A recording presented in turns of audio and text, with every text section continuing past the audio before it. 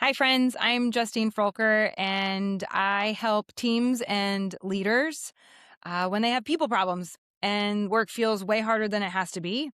And I help you find your way back to some joy and your values, and maybe not finding people so difficult all the time, especially at work and just also in your life. And this is Courage Tuesday, where I share with you where the courage work comes to life in my real life.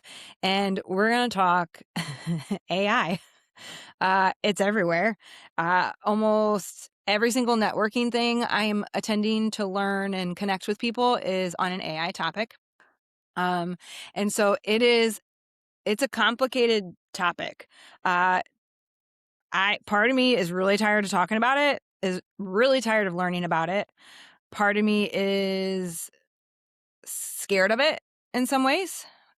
Part of me is worried about it. Part of me loves it. Like, and finds it so helpful and efficient. And so we're gonna wrestle out just some of the things that I see coming up. And so I think first off, AI is not supposed to do your job for you. It's really not. It's supposed to help you do your job better and more efficient. For me, for example, AI does not write my content. Now, it does help me improve it. I write it in its entirety, and then I will upload it with a prompt with something like keep this in my voice, in my words, help me improve grammar and through line storytelling because I am a wordy bee. Like I'm wordy. And I write like I speak. I'm not a writer who speaks. I'm a speaker who writes. And I'm not a technically trained writer. And so sometimes I need help with how wordy I am. Also, like keep my prose and my repetition and my short sentences. And I don't use the word but. And I never used an M dash. So like I actually do remove those when AI adds them back because I never used them. However, I do love me. I think it's an ellipsis is what it's called, but I just call it a dot, dot, dot. I love a dot, dot, dot. And for a long time, I deleted those when AI added them back in because I was like, oh my gosh, I don't want people thinking that AI wrote this for me. And like, I'm going to reclaim that. I love a good dot, dot, dot. Like, because to me, dot, dot, dot is like, let that really settle in. Maybe read it again. What did that bring up for you? Like, it's so good.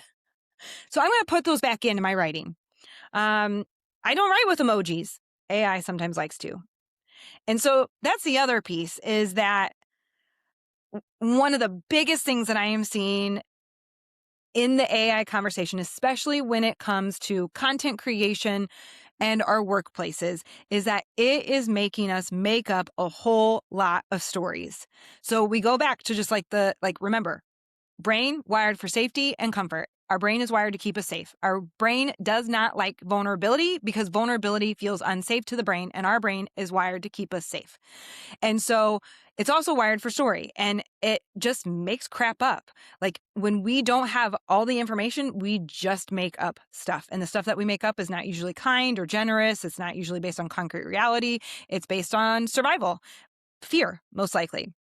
And so I know I'm doing it. When I read your LinkedIn post and it has a bunch of M dashes or for me emojis, like I'm like, hey, I wrote that. And then I question myself, like, did they write it first and then upload it? And then I really read it closely because I feel like I feel, I don't know, I feel like I can tell that sometimes that your post doesn't have a freaking soul because AI doesn't have a soul.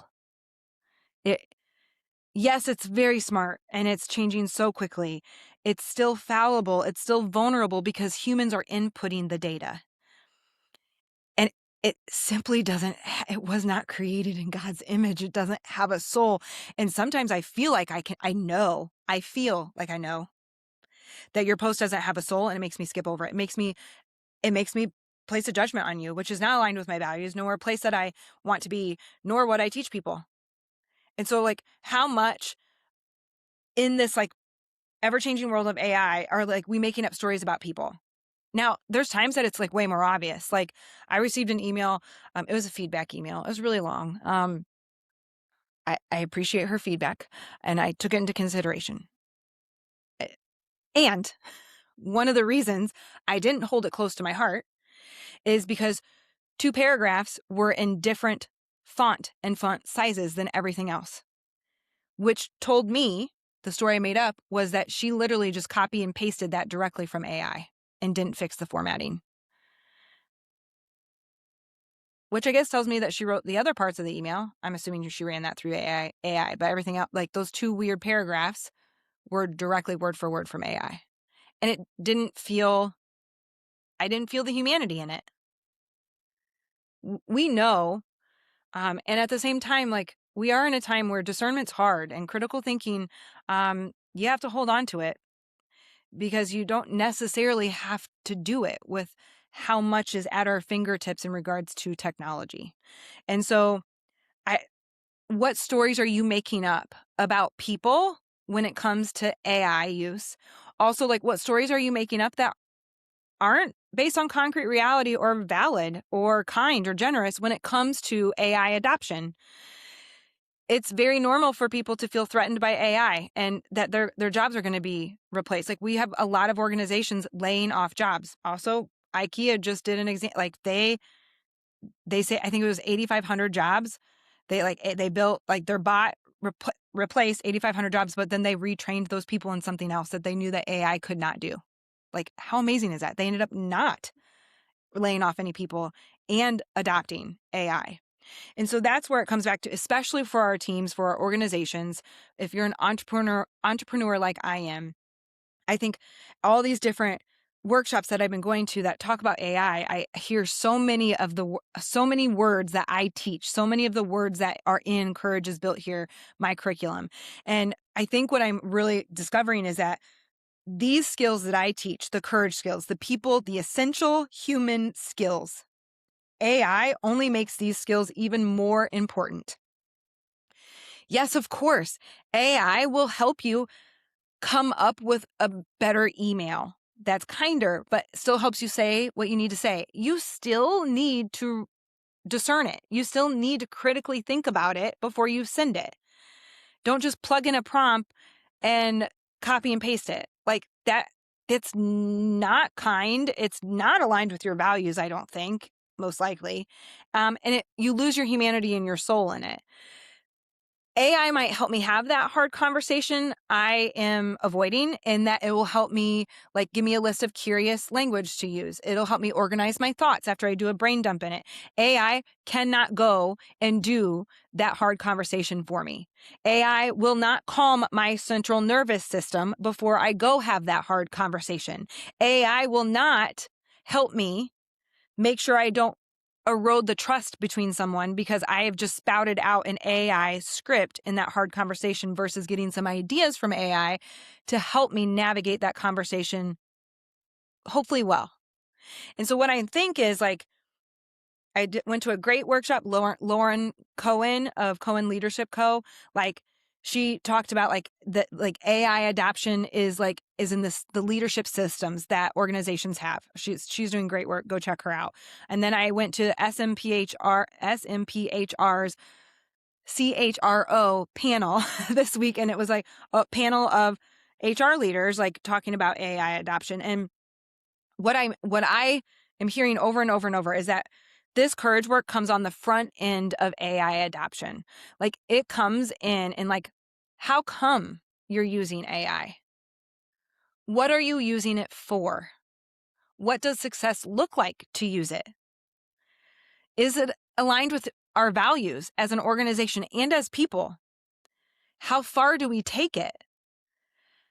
What is, like, how are we going to communicate with courageous transparency as to what we're rolling out, how we're rolling it out, especially knowing that it's going to bring up a lot of feelings from our organizations, from our teams and our people. And so, like, this work comes on the front end, most especially in, like, capturing what's the point? What do we want? What's the problem it solves? What does success look like? How does it align with our values? How does it help our team? How does it help our customers? How does it help our return on investment, our bottom line? And you have that rumble, that wrestle with the humanity side of it. And so it comes on that end. And then, like, I'm not going to help you with like the tech adoption part. Like, I don't know what program you need to use or what bots you need to build or agents or whatever else like that. I have friends that help me with that. Like, what I can then help is once it's rolled out, and as you're rolling it out, is all of the human things that are going to come up, the fear, the scarcity, the stories that are being made up because communication has not been handled very well, the shame, the inherent need for every single human to feel like they matter. And when you tell me that you have built something that makes my job more efficient, my brain, because it doesn't like vulnerability, is probably going to make up the story that says they've made my job more efficient, which eventually will mean they won't need me to do my job. Who am I if I am not needed on this team? And so then we bring in identity work. Our jobs are not our identity. A lot of us feel like they are. They're not.